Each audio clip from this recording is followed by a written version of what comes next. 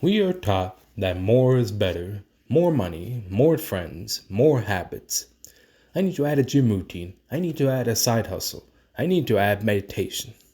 But look at your life right now. Is more making you happy, or is it just making you tired? We think we're drowning because we don't have enough rafts. But usually we're drowning because we're carrying too much cargo.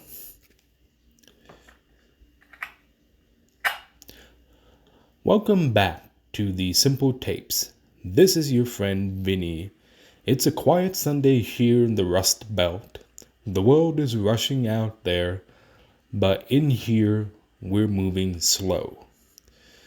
If you're starting this year feeling already behind, like you have a laundry list of failed New Year's resolutions in your memo app on your phone, I want you to take a breath. Delete that list. We aren't going to add anything today. Today, we are going to lighten the load. There is a concept I love called via negativa. It's a fancy term, but the idea is simple. Improvement by subtraction. In our culture, when we have a problem, our instinct is to add. I want to get healthy. Add a kale smoothie. Add a gym membership. I want peace. Add a meditation app. But the simple way, the via negativa way, is to remove. We usually try to describe the perfect life or God by adding words. But the ancients said no. You can only describe the divine by what it is not. It is not painful. It is not loud. It is not temporary.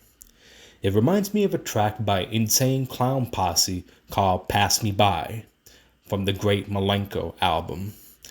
Now stick with me here. The song opens with a televangelist spoken word intro that defines heaven entirely by what it is missing.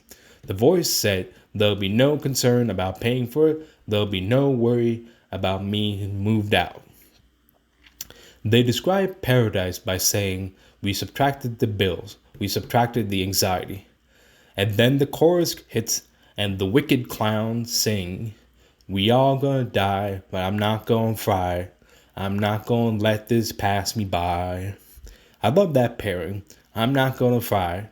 To me, frying is burnout. It's the stress.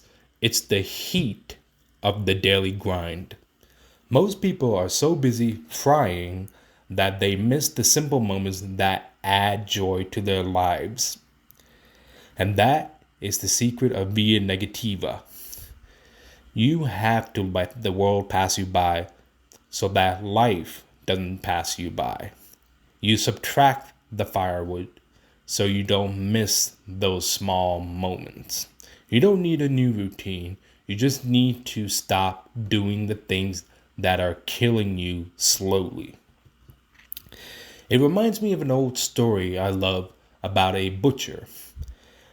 Now, this guy wasn't a philosopher. He was a simple worker who spent his days cutting up oxen for a prince.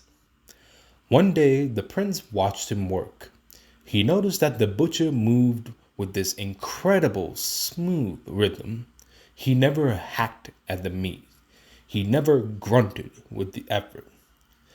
And the prince noticed something else. The butcher's knife was razor sharp, not a single spot of dullness or chipped edges. The prince asked, "How often do you sharpen your blade?" The butcher said, "I haven't sharpened it in 19 years. The prince was shocked. How is that possible? Bone, dull steel. The butcher smiled and said, "Most butchers hack at the bone. They try to force their way through. That is why they need a new knife every month. But I look for the spaces between the bones. There is always a gap. And where there is a gap, the blade can pass through without touching anything.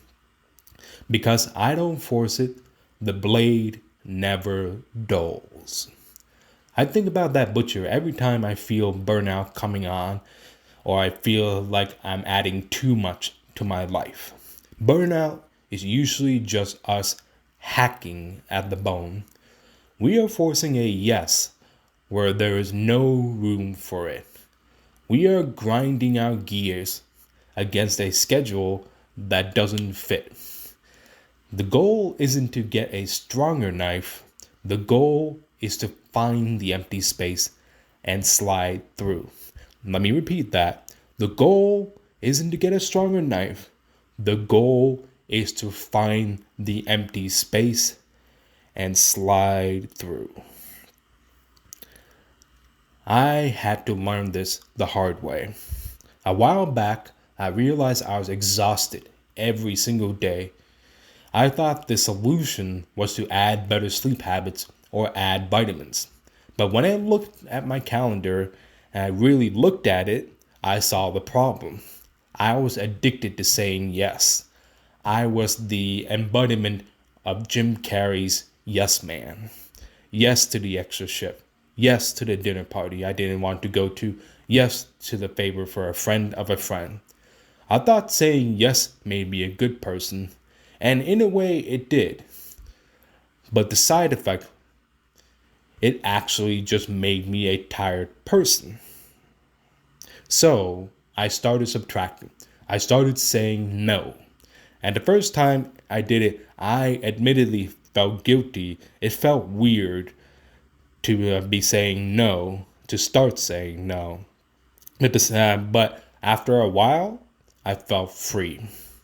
So here's my challenge to you this week. Don't start a new habit. Don't buy a new planner. Pick one thing to kill. Pick one thing to cut. Maybe it's a subscription you don't use. Maybe it's a friendship that makes you feel small. Maybe it's the pressure to reply to text immediately. Find that one thing and burn it. Sit in the empty space it leaves behind. Feel how much lighter your load is. You don't improve your life by adding.